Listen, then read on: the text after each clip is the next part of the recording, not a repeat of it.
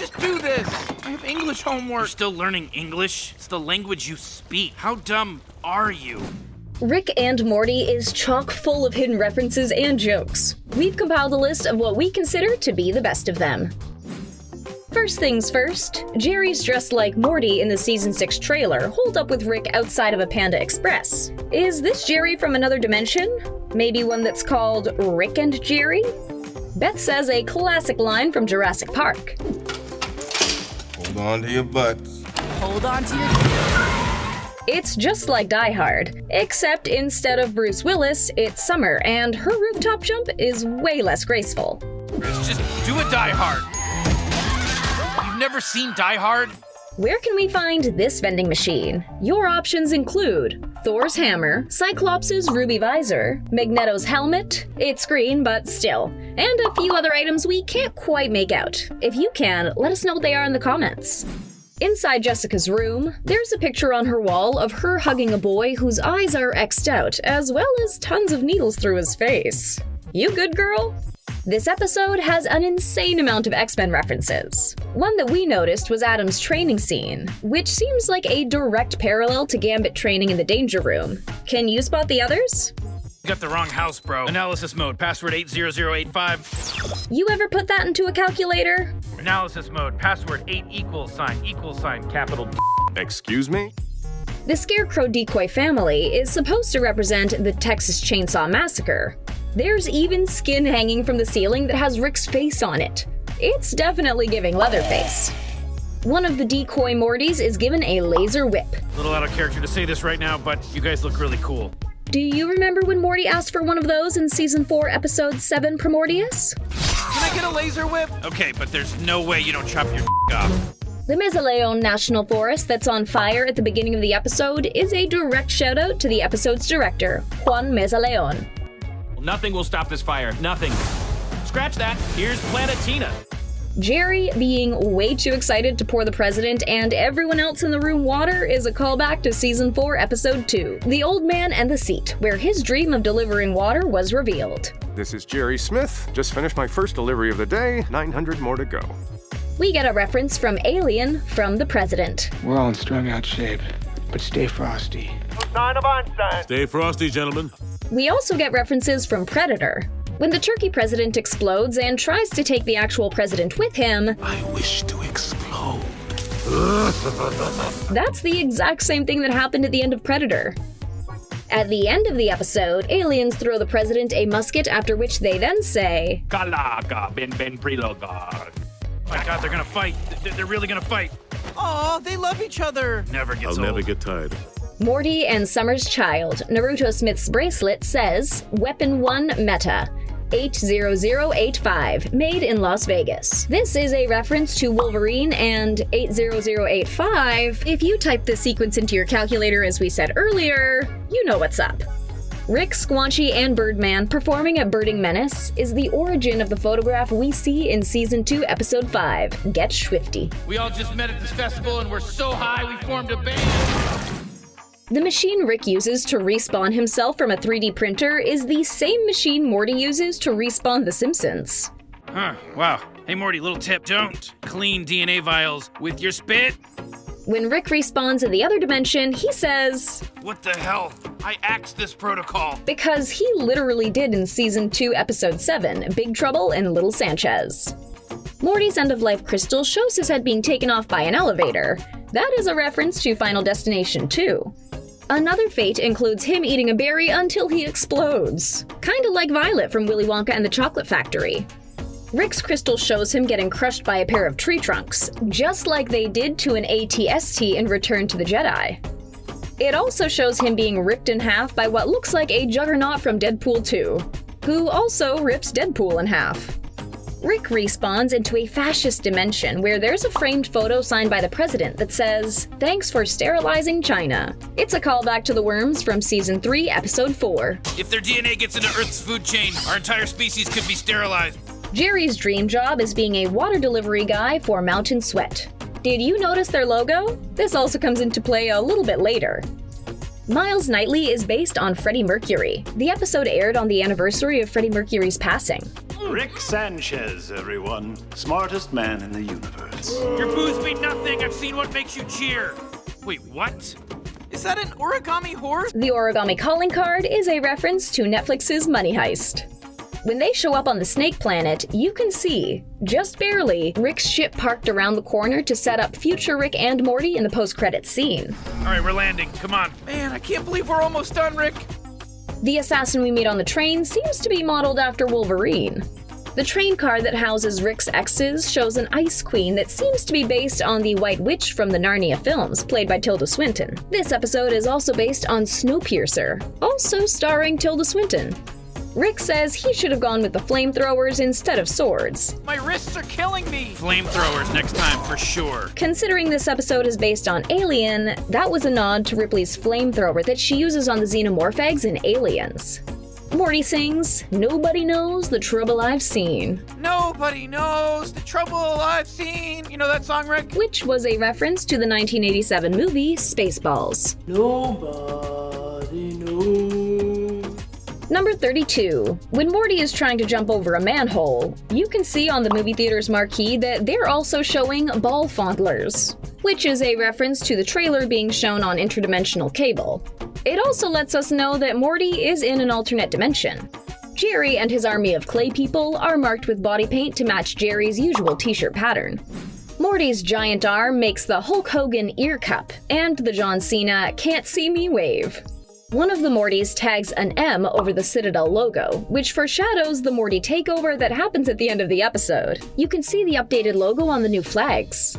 One of the Variks recovers from getting his head chopped off by sprouting legs and crawling away, very much a la The Thing.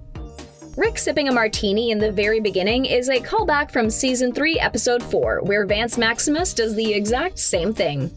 The monsters in this episode are a direct correlation to the time-consuming monsters in Stephen King's The Langoliers. When the monsters are traveling through time, an unknowing rat jumps into their bubble and jumps out just as they're traveling over an ocean. R.I.P. rat. Gearhead has a pretty risque pinup poster on the wall of his shop of Queen Gear, holding onto a huge ball gear. Did you notice it on your first watch through? In the dystopian section of Jerry Bory, there's a "Hungry for Apple" sign on the wall, referencing Jerry's humiliating campaign from Season 1. I communicate through what you call Jessica's feet. He means telepathy, but it's pretty clear what Morty was thinking about here. Mr. Meeseeks makes a cameo in the background at Blitz and Chips. He's helping an alien win a pinball game. When he's finished, he vanishes. The music being played in Jerry Daycare is human music from Season 1, Episode 4, M. Night Shyamalan's. Human music. I can't believe you created a whole show for me. Now cancel it. Okay, now put it back on. All right, I'm bored. That's a joke about Dan Harmon's other show, Community, that was canceled and uncanceled. I just got back from Walmart. They're selling Nintendo 3DS systems for $149.99 on sale. We can flip those sons of bitches for $230 a piece. Easy! This is something Justin Roiland actually did. At the beginning of the episode, the church sign says "God is great." At the end of the episode, it says "Head is great." There's an animated cameo by Justin Roiland. He's being sacrificed to the head god with a thief sign around his neck. When Rick and Morty step out of the movie theater, the posters on the wall are references from the SNL sketch in Season 1's Ricksty Minutes. French Toast, who stars in SNL, now stars in A Piece of Toast and Three Brothers, which is a sequel to Two Brothers. The drawing Tiny Rick drew that says "Help me, Morty and Summer" is a reference to the way Doc was drawn in Justin Roiland's The Real Animated Adventures of Doc and Marty. The show opens with Rick informing Morty he's armed with a neutrino bomb and plans to eliminate the human race. I had to make a bomb, Morty. I had to create a bomb. What? A bomb? We're gonna drop it down there. Oh. Rick eventually passes out, and it's unclear how Morty gets out of that situation. You know what, Neutrino bomb armed. We get a late callback to this moment in Season 3, Episode 4, when Morty has to deactivate one of Rick's neutrino bombs, and yet again mentions how many times he's had to do this. Morty, how many of these? Too many, Rick! Too many! As well as the fact that 40% of them are duds. In the beginning of the episode, you can see a family portrait hanging on the wall next to the staircase. Something kind of weird about that, though, is Summer isn't in it. In later episodes, that photo has been replaced. What do you make of that? When entering intergalactic customs, all of the silhouettes are direct references to other characters like Big Bird and Mr. Snuffleupagus from Sesame Street and many, many more. Can you name all the character silhouettes? When Morty is randomly firing his weapon at what Rick says are robots, they're not. Someone call his wife and children! They're not robots, Rick! He is the one who hits a random, innocent pedestrian alien running for its life. Luckily, Morty gets a lot better with weapons as the show goes on. When Rick and Morty are in the garage at the end of the episode, you'll see a box labeled Time Travel Stuff on the shelf. That's because originally, the creators wanted the show to be more about time travel, but they ended up shelving that idea.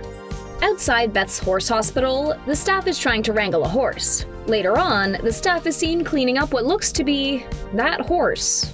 The episode title is a direct reference to the movie The Lawnmower Man, which is about a scientist who gives a man superintelligence. To save money, the animators didn't bother making brand new background characters for each episode.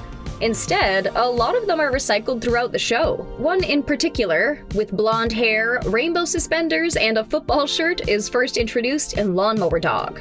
But you will see him again in Ricksy Minutes, Close Rick Encounters of the Rick Kind, and Ricksy Business. Something else you might not know about this guy is he was actually supposed to be a crossover character between Rick and Morty and Gravity Falls. But unfortunately, due to Gravity Falls ending, they weren't able to make it happen. When all the robot dogs are playing poker, it's clear that it's a reference to the famous painting by Cassius Coolidge. You might not have seen the painting of humans playing poker hung up on the wall. Not only that, but in that painting, the humans playing poker have a painting of the dogs playing poker. It continues to go on in an endless loop as far as you can see. Rick going on about a TV show about a world taken over by intelligent dogs is a direct reference to co-creator Justin Roiland pitching exactly that to the Cartoon Network as Dog World, which is where the Rick and Morty theme song actually originated. Speaking of Dog World, when Rick first gives Snuffles the helmet, he refers to him as Ruffles. All right, Ruffles. What's his name? Snuffles? Snuffles. Which is the name of the dog in Justin Roiland's Dog World. Snuffles changing his name to Snowball is a reference to the evil pig in George Orwell's Animal Farm. Snuffles was my slave name. You shall now call me Snowball. King Jellybean seems to be a direct reference to Crumply Crumplestein, the host of a Channel 101 short Unbelievable Tales. Unsurprisingly, he's also incredibly creepy. I wish that shotgun was my. You could call me Ernest Hemingway. Considering Hemingway left the Earth by putting a shotgun in his mouth, you get the picture. The throne that Marcia sits on says, Sis semper calumniam, which is Latin for, you're always wrong. And if you think my top is cute, you cannot execute. Is a reference to OJ's defense attorney. If it doesn't fit, you must acquit. At the end of the episode, Morty Jr.'s angry dance is a reference to Kevin Bacon's iconic Footloose dance. The concept of interdimensional cable is a direct reference to Justin Roiland's Channel 101 short, House of Cosby's. Did you take note of the names on Morty and Jerry's art supplies? The glue is called Sticky and the crayons are colored wax sticks. Nice. The story that Jerry tells about Morty throwing his dirty underwear out of his bedroom window comes directly from co-creator Dan Harmon's childhood. Well, son, what did you think? You pooped your pants and you threw your poopy undies out your bedroom window? He thought things just disappeared when you threw them out the window. A question mark mug, a pen, and a notebook come flying out of one of the portals Rick made. At the end of the Gravity Falls episode, Society of the Blind Eye, those exact items are sucked into the universe portal. Because Justin Roiland is friends with the creator Alex Hirsch, it's safe to say these shows take place in the same universe. In the chair universe, Rick and Morty pass by a homeless chair who is drinking out of what looks like a miniature bus. Then right after, a bus passes by that looks like a bottle. When the house teleports to another dimension, not only does it take a piece of the neighbor's house with it, but after being returned, there's still a crack around the entirety of the house. That crack has remained part of the show's visual continuity ever since. Tammy is talking about something pretty unsuitable for this channel. You'll have to go back and rewatch. I mean, I don't know if I personally would ever do it. But later on in the episode, Tammy tells Birdperson, I'm not looking to get into a soul bond. I'm just looking for... We think we know what she's looking for. Did you catch any of these hidden references, jokes, and Easter eggs? Which ones did we miss that you think should have been included on the list? If you enjoyed, why not show us some love and hit that like button? And if you haven't subscribed yet, what are you waiting for? We'll see you next time at The Things Animated.